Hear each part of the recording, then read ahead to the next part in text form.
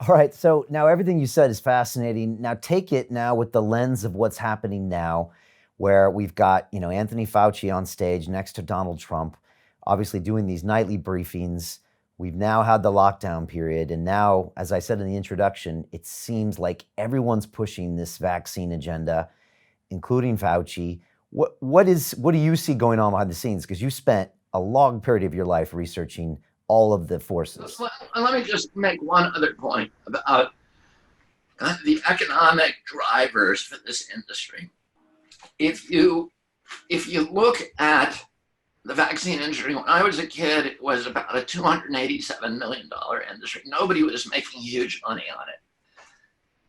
Today, it's a $60 billion industry, and it is the growth potential for these companies because of all the reasons that I outlined. It has a much, you can't sue them. So, they can just, and it's mandated. And so that, every year there's about 273 vaccines in the pipeline. There's 72 already on the schedule, 273 in the pipeline for the future, and that are in the regulatory process already to get mandated for it. And there's really no end in sight. But if you look, so now it's a $60 billion industry. The industry, the pharmaceutical opportunities for treating injuries caused by vaccines dwarf the revenues from the vaccine industry itself. So if you look at the 20 biggest blockbuster drugs that are now produced, like, Keytruda or whatever, by those four companies, almost all of them are to treat diseases that are listed as vaccine injuries on their own vaccine inserts. Oh, they're making $500 billion a year selling our kids the Adderall, the Ritalin, the Concerta, the albuterol inhalers, the asthma treatments, the diabetes treatments, the seizure treatments, the rheumatoid arthritis treatments. And if you treat measles, what happens when you get measles? It's a rash. It was killing 1 out of every 500,000 Americans in 1963, the year that, imagine that, 1 in 500,000 Americans, according to CDC. If you actually got the measles, your chance of dying was 1 in 10,000. And they're talking about now COVID maybe killing 1 in 100 or 2 in 100. This is 1 in 10,000. This was not a serious disease. And if you got that in 1963 when they did so if you got measles, what happened? The cure, you stayed a week home, and the cure was vitamin D and chicken soup, 2 things that cannot be patented. What if you get epilepsy or seizure disorder from getting an MMR? Now you have a lifetime commitment to those pharmaceutical companies. And if you get ADD, ADHD, if you're on Ritalin for the rest of your life, on Adderall, on diabetes medicine, that is a lifetime of unlimited revenues for that company.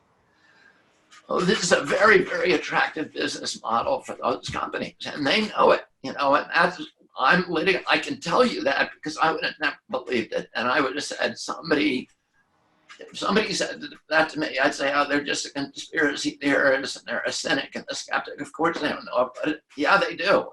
And, I'm suing them on it. So I'm in Merck's wheelhouse now. I'm doing a discovery on them, and it's very clear they know exactly what's happening, and they've made a cold calculation. Listen, the 4 companies that make all 72 of those vaccines, which is Sanofi, Merck, Glaxo, and Pfizer, every one of those companies is a convicted felon. Over the past 10 years, those 4 companies have paid $35 billion in damages, in penalties, in criminal and civil penalties, for lying to regulators, defrauding regulators, falsifying the science, bribing, blackmailing doctors, involved in really sophisticated criminal activity at a very, very high level for killing hundreds of thousands of Americans. Merck's blockbuster drug Vioxx before Gardasil. Merck's blockbuster drug was Vioxx. Merck killed between 120,000 and 500,000 Americans deliberately. By deliberately, I mean knowingly. They didn't say we want to kill these people. They did say, because we have their spreadsheets from their bean counters, we got them in Discovery. This is how many people are going to die if we market this drug the way we want to. And we will still make more money, even if we have to pay them all off. Robert, how do they sleep at night? How do these people sleep at night? I mean, well, you know what Upton Sinclair said, it's almost impossible for you to convince a man of a fact if the existence of that fact is going to diminish his salary. Oh, we all have a capacity to interpret the world and interpret an event in a way that allows us to tell ourselves, well, we are good people and what we're doing, you know, and we judge ourselves on our intentions rather than our actions a lot of the time. Right. And I think that those companies have a particularly acute capacity for that, you know, particular, I don't know if you'd call it a defect or virtue, but there's, you know, there's a statistical, there's a statistical flaw that is known as by statisticians and epidemiologists as confirmation bias. And what that means is that you tend to have a bias that hides from you facts that are contrary to your worldview.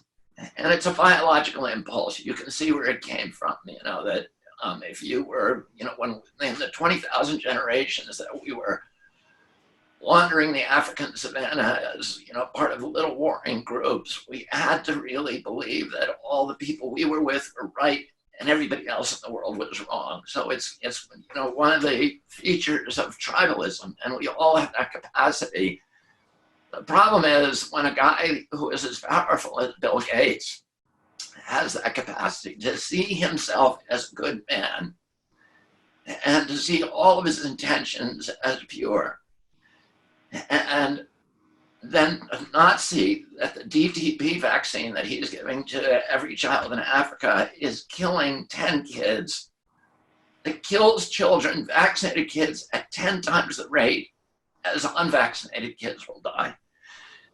And he has in his hands scientific studies by the highest scientific authorities in the world that says that vaccine is killing more children than diphtheria, tetanus, and pertussis combined ever did. And that he's giving mercury vaccines to every kid in Africa when we've banned them in the United States because we know that they cause brain damage because the Institute of Medicine said that they're dangerous and they should not be given to human beings. And yet he's giving them to every kid in Africa.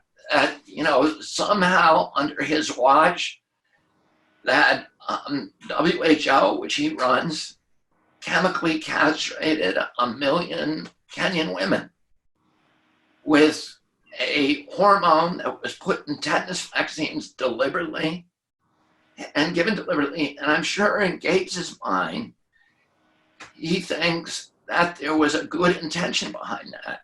Maybe reducing population and, you know, reducing the burden on ecosystems and all those, which I think is an important consideration.